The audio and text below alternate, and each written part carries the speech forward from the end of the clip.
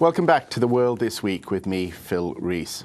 Well, 7 foreign workers, including a Briton who'd been kidnapped for over a month, were executed in northern Nigeria this week. The killers were said to be part of a radical Islamist group, which was a spin-off from Boko Haram. Attacks by militants loyal to Boko Haram have killed nearly 1,000 people since the start of their bombing campaign in 2009. Well, the kidnappers released a statement saying it had killed the hostages following attempts by Britain and Nigeria to free them. The Foreign Office denies that any rescue attempt was made. Well, Boko Haram's base is in Nigeria's Middle Belt, a cultural fault line that divides the country's Muslim north from Christian south. It's a melting pot where the major ethnic groups of Nigeria, Hausa, Fulani, Muslims and Yoruba and Igbo Christians usually coexist peacefully, but since the end of military rule over a decade ago, there has been an upsurge in interfaith violence. Well, what began as a response by Muslims to northern Nigeria's poverty and lack of government influence has become another part of what some see as the global war on terror. But is that really fair? Well, here's Amanda Thomas-Johnson. With a predominantly Muslim north and Christian south, 250 different ethnic groups, pockets of excessive wealth, and swathes of grinding poverty, Nigeria is one of the most diverse nations on the face of the earth. Though the country's diversity has often been a source of strength, difference has been exploited by some to turn communities against each other. Groups based along religious or ethnic lines have been blamed for a cycle of violence which has left thousands dead. Foreign nationals have been targeted too, with increasing frequency. Just last week, Ansaru, a group with alleged links to Al-Qaeda, kidnapped and then executed a number of foreign workers, one of whom was thought to be British. Well, it's with great sadness that I have to inform you that we believe a British construction worker, Brendan Vaughan, who was taken hostage on the 16th of February in northern Nigeria and has been held hostage since then, is likely to have been killed by his captors, along with 6 other foreign nationals who were taken hostage at the same time. This is an unforgivable act of pure cold-blooded murder for which there can be no excuse or justification. Over the last 3 weeks since they were taken hostage, we've worked closely with the Nigerian government. We have, of course, also worked closely with the governments of the other foreign nationals involved. I want to place on record the thanks and gratitude of the United Kingdom to the Nigerian authorities, because their help and assistance has been unstinting. But some commentators are worried that the Nigerian government are simply not doing enough to end this conflict and are perhaps prolonging it. Nigerian army troops have been accused of killing civilians in the north, provoking revenge attacks.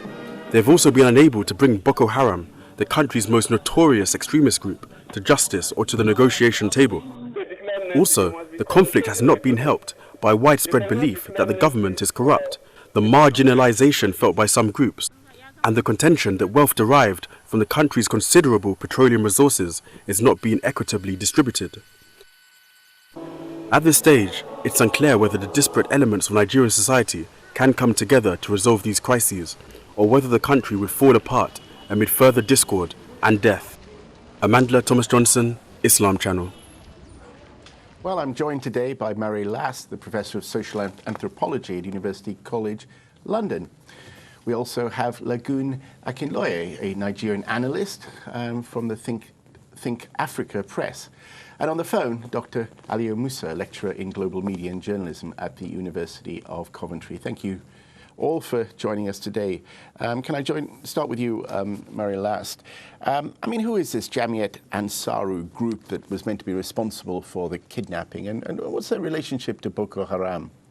Basically, when Boko Haram's main leadership was attacked by the police and largely killed in 2009, some of their leaders lay low because they had been wounded in the legs and things like that, like Sheikh Cole. But some of them went off to the Algerian Sahara. And these, particularly Kamba and Al-Birna, were trained in the Algerian Sahara during this time, and it is they who are, or were, the main leaders of Ansaru. So is there any truth in the kind of the drumbeat of news in the Western media, of course, that these is part of some sort of international terrorist organization? I mean, is there any truth in that? I mean, you say that they were trained perhaps with Al-Qaeda in the Islamic Maghreb. I mean, do you think they have links? We have quite a lot of detail on what those camps were like, and those camps had a military commander as well as an Islamic imam in them. But most of the recruits were more following the military commander. And what makes Ansaru different from Boko Haram is that they are much more militarily militant. So my informants in Kano were telling me a few weeks ago. And it is they who go in for kidnapping. And what is important to know is that they have to get permission from AQIM on a kidnap. And why the Sokoto, the Benin Kebbi kidnap failed and so they had to shoot was that the man who led it, Al-Binawi, hadn't got permission from AQIM to do it. And the permission is largely about how to split the ransom money. Of course, ransom money is a big earner for the Al-Qaeda in the Islamic Maghreb, Yes. isn't it, in that sense? OK, but so we've said there's some links, perhaps, to a group nearby. I mean, calling it global terrorism is probably a ridiculous phrase, but nevertheless, I mean, there has been some links maybe with neighbouring countries. But, I mean, Lagun, Akinloye, I mean, what's the root of this militancy? I mean, where does it come from? It's not international, is it? It comes from something in Nigeria. From my point of view, I think when everyone refers to and talks about the issue of Boko Haram and where it lies, nobody can hide behind the fact that northern Nigeria for the past, 20 or 30 years, the social, economic situation in the country has probably been at its lowest ebb. Not only is it declining, but poverty is rising at a rapid rate. There's so many situations in that region itself that separates itself from the south, and those issues haven't been dealt with by previous governments. And once you leave a situation in which you let go out of hand, insurrection on the ground is bound to grow, the feeling of resentment, the feeling of helplessness. Now, this provides the backbone for the Boko Haram situation. Aside from the political aspect of things, it's the endemic poverty in the northern region of Nigeria that has led to the rise of groups like Boko Haram and Ansaru, who have veered more towards violence as a way to help themselves, because they feel to themselves that the government has failed in every aspect of governance. So effectively, guerrilla movement rooted in poverty. I mean, Aliyu Musa, you've been listening to that. Would you agree with that assessment? I agree with both Professor Mara Glass and the last speaker. Sorry, I just can't remember his name. Lagun, yes. Lagun, who just explained that poverty is the root cause of this problem. Well, of course, there's no justification for what is happening whatsoever in Nigeria today. I agree with them absolutely that poverty is a major issue. But then government helplessness too has helped it, because if you see what the government is doing today, there's a complete show of nonchalance on the part of the government. You can imagine when a president that is supposed to be tackling problems like insecurity that is claiming lives of people, including foreign nationals in the country, is busy granting amnesty to people who are corrupt, who have been convicted of corruption. He sees no basis for tackling this problem of this. Aliyu, we're having great trouble hearing you actually at the moment. I just wonder whether we could just perhaps call you back and try and improve that line, because we find it here very hard to understand. Perhaps we could just try and get back to you there. I think we'll, move over to you, Mary last. I mean, I was, when you talk about Nigeria, I say most of the people here talk about a divided country. I mean, certainly in terms of population and faith, it is divided. Have those divisions become more pronounced in recent years in a meaningful sense? I think it's very easy. It's almost a sociological cliche to blame politics or economics or this for Boko Haram. I know many Boko Haram-like groups in northern Nigeria. I've known them for 20 years, where they're out deep in the countryside, What made Metatsini and this Mohammed Yusuf and Boko Haram different was that they moved into the towns. Mohammed Yusuf, of course, the founder of Boko Haram, who was killed in 2009. Yes. Yeah. But the point is that traditionally, once you move into a city, then your young men, your followers, will fight with the police or cause mayhem. And to a large extent, you can see the violence as coming out of revenge. And repression, effectively. And yes, but revenge because they were extrajudicially murdered. Mohammed Yusuf was shot by policemen in handcuffs. So that there is a sense to which, yes, but to your bigger question... So there's a justified question, violent reaction, in your view, that the insurgency is... But it's nothing new, is the real point. We've had this for 2 centuries of dissidents who may or may not take to arms if they are attacked. So to blame economics, politics is a very immediate. Well, listen, we've got Ali Musa on the line. Thank you. I hope you're better there. Well, I mean, would you say, you've been listening to that conversation, hopefully, I mean, do you believe that, in fact, they are a kind of insurgency group which effectively is responding to government extrajudicial killings and the like, and oppression, and not having a voice for the North? Hello. Perhaps I was being a little optimistic. He's only in Coventry. But anyway, well, we hope we can join him soon. We've had a few... Aliwa, can you hear me? Yeah, I can hear you now. Oh, great. Well, listen, I don't know if you heard any of that conversation, but essentially we're trying to look at the roots, obviously, of Boko Haram and Jamiat Ansarud and these kidnapping groups. I mean, in a sense, was it political repression, extrajudicial killings? Is this where the violence basically stemmed from? You think that it was stemmed, in fact, by the government? Or what? How would you assess it? Well, there are several angles to it. One, to just say this is the particular problem that has caused this thing. I think one will not be able to do enough justice if this is a particular problem. But there are several problems, one of which has been mentioned already, is poverty. And then the second one is the non-talent of government, because government has shown little or no interest in dealing with that problem. For instance, I just mentioned previously that the president, who is supposed to be talking about tackling this problem using the military, the police judiciously, is not doing that. He's spending more time granting amnesty to corrupt politicians who are his friends. And then also, this issue of revenge. Remember what happened to Mohammed Yusuf, what happened to the group Boko Haram when they were first defeated. Also, the government claimed in 2009 they went on the ground. Many of them scampered off to countries like Cameroon, Algeria, Mauritania, and even Niger Republic, only for them to resurface, now fighting back and making sure that whoever was part of what happened to them in 2009 pays back. And that is exactly what is happening today, with what we're seeing today, the Ansar, the Boko Haram, and other people that are claiming to be fighting on behalf of Boko Haram. But also another major angle that needs to be understood is the fact that there are people who pretend to be fighting in the name of Boko Haram, but actually they are doing it for other reasons, like criminals who have taken that name of Boko Haram, seeing that the government is doing nothing to Boko Haram, and in the end they believe they'll get away with whatever they're doing. So that is also an angle that needs to be understood as far as that violence is concerned.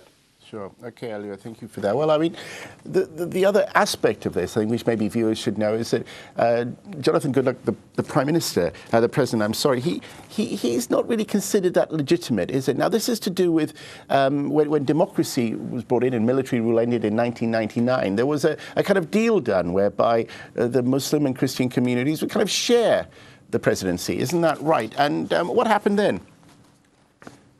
Well, basically, there's been an old ruling in Nigerian politics that never let wealth be in the same place where power is. And once Obasanjo effectively destroyed the old military army by sacking everyone above the rank of colonel from certain places, Obasanjo, yeah. Yes, then, as it were, the structures have changed so that the wealth and the politics of power have all shifted down to the south. Okay, well, let's again try and guide viewers through this step by step. I mean, basically, you say the army, since British rule, isn't it, was dominated by the Muslim North, whereas the wealth would always been in the South. But in a sense, because the military had a large Muslim contingent, then there was a kind of sense of empowerment in the North, even though it was very poor. I mean, that's basically what the situation was. Now, when democracy came, there was meant to be an alternation of power. And that didn't happen, did it? Well, Obasanjo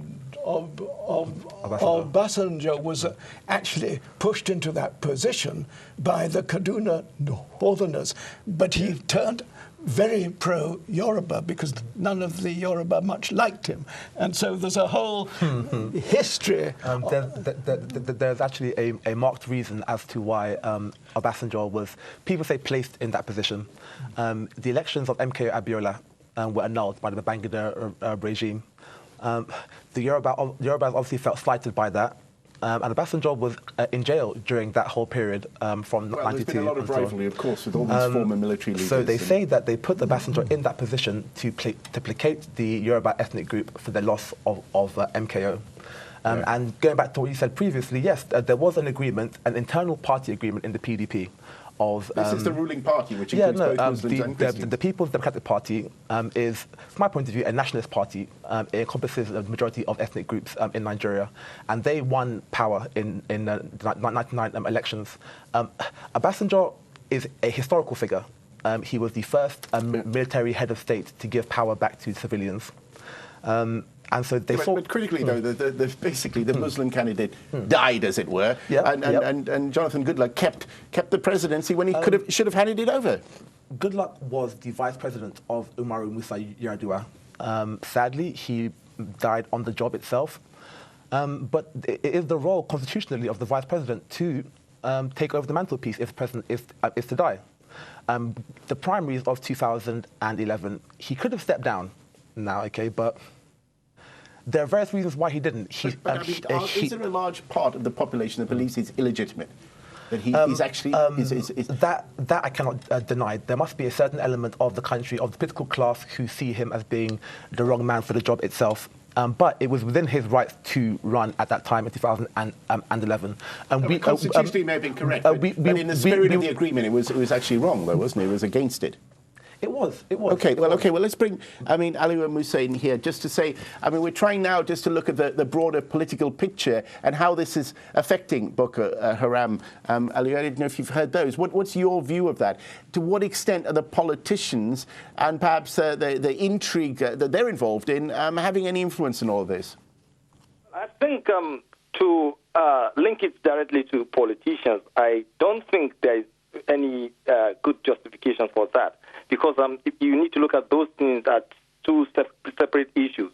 First of all, in 2010, Goodluck Jonathan succeeded President Umaru Yar'Adua when the president died. As the vice president constitutionally, he became the president of the country. But before he became the president, there was a kitchen cabinet that was in support of Yar'Adua when he was ill, that refused to allow the vice president to constitutionally become the acting president of the country.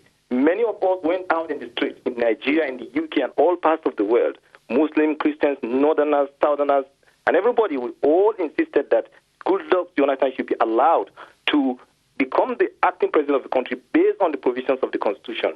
Now, after that, in 2011, Goodluck Jonathan decided to contest, which many of us, personally, I have never believed in rotational presidency because I believe the best man should contest and on merit should be elected. And many of us did not see anything wrong with Goodluck Jonathan becoming Nigeria's president, which eventually he won and he became the president. So now to link it to the issue of Boko Haram, I think is completely wrong because Northerners voted for Goodluck Jonathan.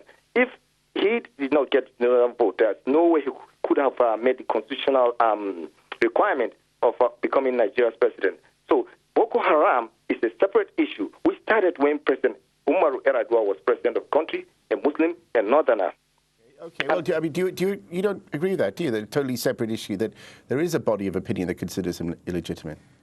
The conduct of the elections in the 12 Sharia States voted overwhelmingly for his opponent.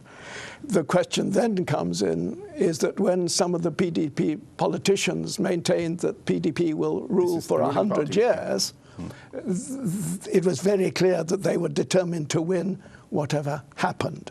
And as a consequence, however true it was, there is a widespread feeling in the North that the elections were rigged. I mean, this, of course, is an inter-party election, just to be clear, because there's one ruling party of which there were elections within the party to decide who their candidate would be, who would be, obviously, the shoe-in choice. But, I mean, I suppose that the point is, and this is perhaps a conspiratorial view that some people have, and this has been linked to former politicians as well, that militant groups, and this has been in the Delta, in the oil-rich regions in the South, were quite happy to see the militants become active because that would pursue their political goals as well. And I'm not saying that one was necessarily the cause of the other, but there was a kind of convenient common interest. Is there any of that that's going on at the moment? Yes.